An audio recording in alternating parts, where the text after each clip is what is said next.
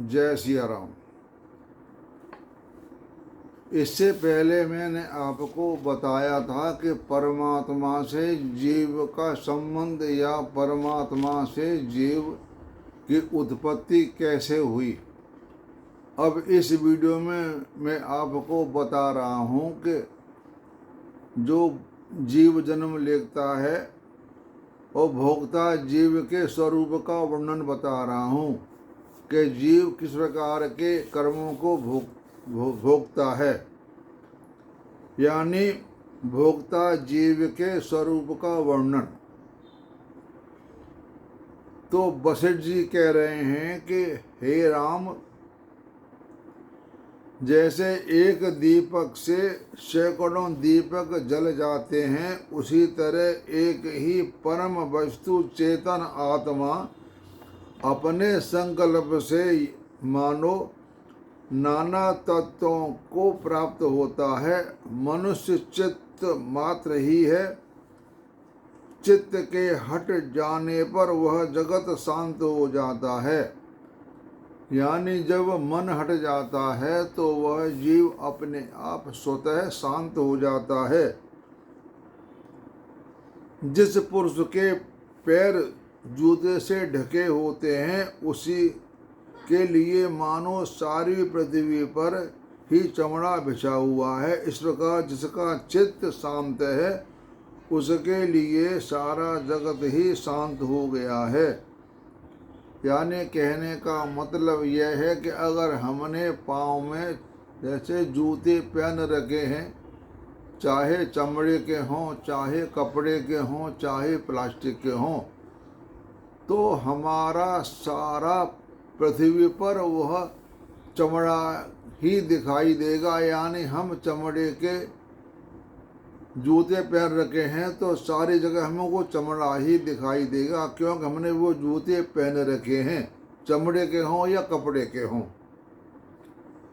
जैसे केले के वृक्ष में पत्तों को छोड़कर और कुछ भी सार नहीं रहता, उसी प्रकार जगत में ब्रह्म के सिवा और कुछ भी सार तत्व नहीं होता। जैसे आप केले को पौधे को लें आप और उसको आप पत्ते को छीलें तो पत्ते ही पत्ते दिखाई देते हैं, उसका अंदर से कोई तना नहीं दिखाई देगा। पत्ते ही पत्ते के आपके वर्ग खुलते जाएंगे, उसमें कहीं भी लकड़ी नहीं होती। और उसी प्रकार जगत में ब्रह्म के सिवा और कुछ भी सार तत्व नहीं है। जीव जन्म लेता है और क्रमशः बाल्यावस्था, युवावस्था, वृद्धावस्था तथा मृत्यु को प्राप्त होता है। इसके बाद शुभ या अशुभ कर्मों के अनुसार स्वर्ग और नरक में पहुंचता है। उसके बाद अपने कर्म अनुसार स्वर्ग नरक में पहुंचता है। यह सब ब्रह्मवश चित्त का नृत्य आदि संकल्प मात्र है। यह बात बार बार आ रही है कि यह सारे खेल मन का है। मन को अगर आपने समझा लिया तो आपका बेड़ा पार निश्चित है। जो कुछ है सो मन है। मन के द्वारा जीव भ्रमित हो जाता है और जीव भ्रमित होने से वह अशुभ कर्म करता है या शुभ कर्म करता है, उसी के अनुसार वह जन्म लेता है। जैसे मल दोष से मलिन नेत्र, चंद्रमा, आँख आदि में दो दो आंखें दिखाई देती हैं। जैसे हमारी आंखें हैं और उनमें कीचड़ आ रहा है या गंध आ रहा है, जब आँखों को हम मलते हैं तो एक वस्तु की दो दो वस्तुएं दिखाई देती हैं, क्योंकि हमारी आंखें साफ नहीं है, उसमें मैल भरा हुआ है। उसी प्रकार मन में गंदा होने से हमें कुछ दिखाई नहीं देता है। मन एक शीशे की तरह है। अगर शीशा गंदा हो जाए तो हमें अपना चेहरा दिखाई नहीं देगा। अरे मन आपका साफ है तो आपको परमात्मा दिखाई देगा, यह निश्चित पक्की बात है। वैसे ही आक्रांत हुआ जीवात्मा परमात्मा में दैत्य देखता है, यानी अलग देखता है। जीव परमात्मा को अलग देखता है कि जीव अलग है और परमात्मा अलग है। ले ऐसा नहीं है मेरे भाइयों, सुनने वालों, आप बड़े ध्यान से सुनो। जीव और परमात्मा एक ही है। हमने से मान रखा है कि जीव अलग है और परमात्मा अलग है। हमारे शास्त्रों में कई जगह लिखा हुआ है आत्मा सो परमात्मा। जैसे मदरा पीकर यानी शराब पीकर या कोई भी नशा करने के बाद मनुष्य नशे के कारण वृक्षों को घूमते देखता है, वृक्षों को घूमते देखता कह लो या पृथ्वी घूमती हुई दिखाई देती है। मतलब उसको दुनिया ऐसे दिखाई देती है कि दुनिया घूम रही है, क्योंकि उसको नशा है। उसी प्रकार जीवात्मा चित्त के द्वारा, जीवात्मा मन के द्वारा कल्पित संसार का दर्शन करता है। जैसे बालक खेल कूद में वेग के घूमने के कारण सारे जगत को कुम्हार के चाक की तरह घूमता देखते हैं, उसी प्रकार जीव चित्त के भ्रम से ही इस 10 जगत को देखते हैं, ऐसा समझें।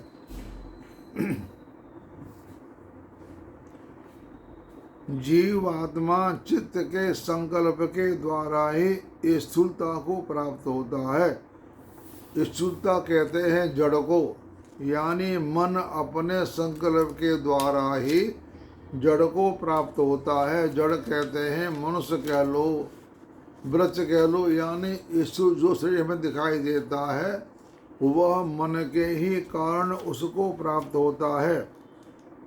मैं उत्पन्न हूँ, जीवित हूँ, देखता हूँ तथा जन्म मृत्यु रूप संसार को प्राप्त होता हूँ।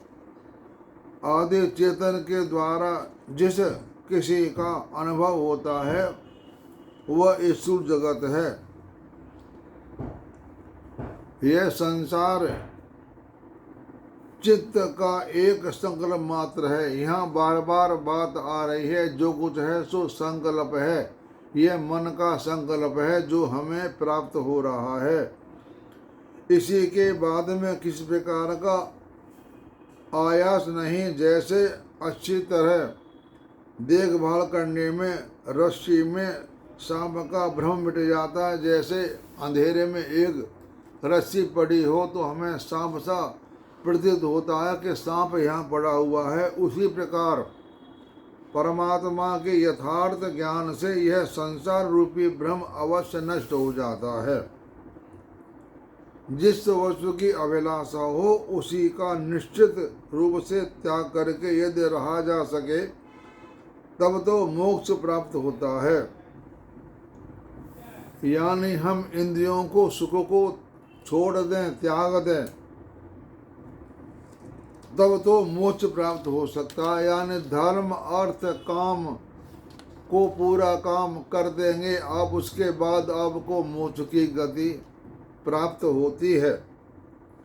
परमात्मा की प्राप्ति रूप महान उद्देश्य संपन्न पुरुष जब इस संसार में अपने प्राणों को का भी मोह तिनके के समान त्याग देते हैं, यानी अपने प्राणों का भी मोह तिनके के समान त्याग दो, उसको नाम मात्र मोह मत करो। केवल उसी का त्याग करने में कंजूसी कैसे की जा सकती है। जैसे हाथ में रखा हुआ बेल का फल अथवा सामने खड़ा हुआ पर्वत प्रत्यक्ष ही दिखाई देता है, उसी प्रकार उस तत्वज्ञ महात्मा के लिए परमात्मा का जन्म आदि विकारों से रहित होना प्रत्यक्ष है। यानी हम परमात्मा को देखते हैं। जैसे प्रलय काल में अनंत अपार एक वर्ण अपने असंख्य तरंगों के कारण अनेक सा प्रतीत होता है। जैसे समुद्र में लहरें आती हैं, उसकी हम गिनती नहीं कर सकते, उसमें अनंत लहरें आती हैं। उसी प्रकार अप्रमेय परमात्मा ही अज्ञान के कारण जगत रूप से प्रतीत होता है। जैसे जो लहरें समुद्र में आती हैं, उसके स्वरूप का यथार्थ ज्ञान हो जाए, वही मोक्ष रूपी सिद्धि प्रदान करता है। परंतु जो तत्वतः जान नहीं लेता, उसका मन सदा बंधन में ही पड़ा रहता है। ब्रह्म सदा संपूर्ण शक्तियों से संपन्न तथा सब कुछ करने में समर्थ है। वह जहाँ जिस शक्ति से पैदा होता है, वह अपने में उसी शक्ति को प्राप्त हुई देखता है। सबका आत्मा ब्रह्म अनादिकाल से जिस व्यक्ति को स्वयं जानता है, वहाँ जीव नाम से कहा गया है। यह जीव ही संकल्प करने वाला है। जीव ईश्वर के अनादिकाल से ही स्वाभाविक भेद है, यानी हमने जीव और ईश्वर में भेद कर रखा है, यह स्वाभाविक है। जैसे आकाश में क्रियाशील और अक्रिय वायु है, जैसे आकाश में सिर्फ वायु वायु है, हवा है और कुछ नहीं है। हमें आकाश दिखाई देता है, लेकिन जब हम आकाश में प्रविष्ट कर जाएं हवाई जहाज द्वारा, कैसे भी हमें वहाँ कुछ नहीं दिखाई देगा, लेकिन हमें नीचे से आकाश का आभास होता है आकाश है, लेकिन वहाँ कुछ भी नहीं है, सिर्फ वायु ही वायु का निवास है। उसी तरह सर्वत्र क्रियाशील और अक्रिय सच्चिदानंद घन ब्रह्म ही है, उसके अतिरिक्त और कुछ नहीं। उस ब्रह्म के क्रियाशील होने पर सृष्टि का प्रादुर्भाव होता है। यानी जब ब्रह्म क्रियाशील होने पर ही सृष्टि उत्पन्न होती है, यानी प्रलय होती है और सृष्टि उत्पन्न की जाती है। वो अपने आप में समा लेता है और अपने आप से ही सारी दुनिया को संकल्प मत से बना लेता है। जिसने जीव ईश्वर के भेद की कल्पना कर रखी है, ऐसे जीवात्मा ही देह की प्राप्ति होती है। जिन्होंने ईश्वर भेद को मान रखा है, उनको ही शरीर की दोबारा प्राप्ति होती है। और कोई भेद करना छोड़ दे, उसकी फिर जन्म मरण किसी शरीर की प्राप्ति नहीं होगी। यह निश्चित बात है, हमारे शास्त्रों का सिद्धांत है। यहाँ नाना योनियों को प्राप्त जीवात्मा ज्ञान होने पर शीघ्र मुक्त हो जाता है। उनमें से कोई मंद अभ्यासी तो साधन करते करते हजारों जन्मों से मुक्ति प्राप्त करता है, और कोई तीव्र अभ्यास करने वाला पुरुष एक ही जन्म में मुक्ति लाभ कर लेता है। स्वभाव के कारण ही जीवात्मा ब्रह्म और जीव के भेदभाव को प्राप्त होता है। कहने का मतलब यह है कि किसी किसी जीव को कई जन्म लग जाते हैं तब मोक्ष को प्राप्त होता है, और कोई कोई जीव एक ही जन्म में मोक्ष को प्राप्त कर लेता है। लेकिन मेरा मत है, जो लिखा हुआ है कि मनुष्य एक जन्म में मोक्ष को प्राप्त नहीं हो सकता, उसको कई जन्म लग जाते हैं, कि मन को समझाना बड़ा कठिन होता है।